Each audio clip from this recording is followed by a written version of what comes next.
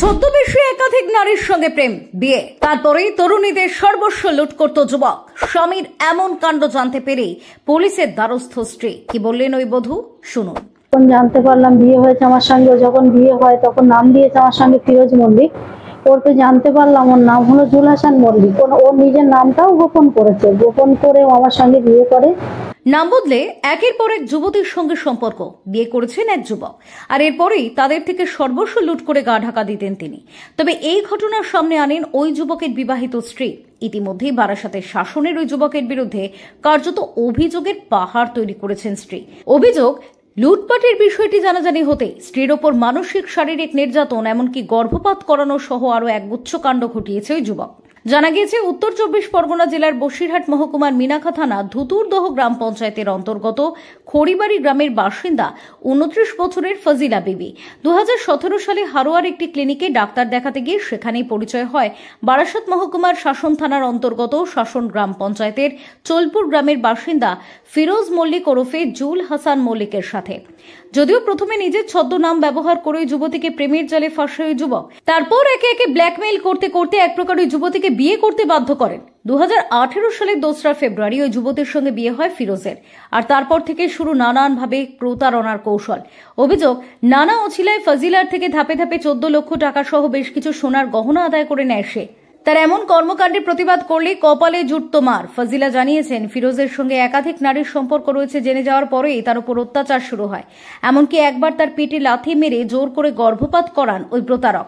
মারধরের জেরে একটি চোখও নষ্ট হয়েছে তার। ওই যুবতী আরো জানিয়েছেন, ফিরোজ একাধিক মেয়ের সাথে সম্পর্ক তৈরি করে তাদের ব্ল্যাকমেইল করে তাদের কাছ থেকে সর্বস্ব লুট করে নিত, আর এটাই তার পেশা। এখনো পর্যন্ত বেশ কয়েকটি মেয়ে ওই যুবকের কাছ থেকে প্রতারণার শিকার হয়েছেন বলেও জানিয়েছেন ফজিলা বিবি। ইতিমধ্যে ওই যুবতী হারোয়ার মানবাধিকার সংগঠনের অফিসে একটি লিখিত অভিযোগ দায়ের করেছেন। তার অভিযোগের ভিত্তিতে পুলিশ ইতিমধ্যে তদন্ত শুরু করেছে। মানসিকভাবে অত্যাচার করে, মানসিকভাবে অত্যাচার করছে, বা আমাকে কোনো কিছু দেয় না। প্লাস ওই মারধর করতে করতে আমার একটা চোখ নষ্ট হয়ে যায়। চোখ নষ্ট হয়ে যাওয়ার পূর্বে ও নিজে আমাকে 2 জায়গায় ডাক্তারখানায় নিয়ে যায়। নিয়ে যাওয়ার পূর্বে তারপরে আর কোনো ডাক্তারবাতি দেখায় না। আমি যখন বলি তা মিথ্যে কথা বলছে, চোখে কিছু হয়নি। অথচ চোখটা এখন সরকার আমার দিকে দেখুক যে আমার চোখটা নষ্ট হয়েছে কিনা, বা আমার চোখটা কতটা খারাপ কতটা ভালো সেটা দেখলে বুঝতে পারবে। আমি একদম নিরুপায় হয়ে গেছি, আমি আর কিচ্ছু করার মতন জায়গা পাচ্ছি না। এখন আমি আমার টাকাগুলো যেভাবে উদ্ধার হয়, 14 লক্ষ টাকা নিয়েছে, ধাপে ধাপে সম্পত্তি বিক্রি করেছি, লোন করেছি। আমি এখন ঋণের দায়ে নিজে আত্মহত্যা করা ছাড়া কোনো রাস্তা খুঁজে পাচ্ছি না। দেখুন, এই যে ভদ্রমহিলা এসছেন মিনিকা থানা এলাকা থেকে, বয়স আনুমানিক 29 বছর হবে। ওর কাছে আমরা এই পর্যন্ত সোনা বোঝার পর যেটুকুনি প্রাথমিকভাবে খোঁজখবর নিয়েও দেখেছি যে বিয়ে হয়েছিল শাসন থানা এলাকার চোলপুর গ্রামে।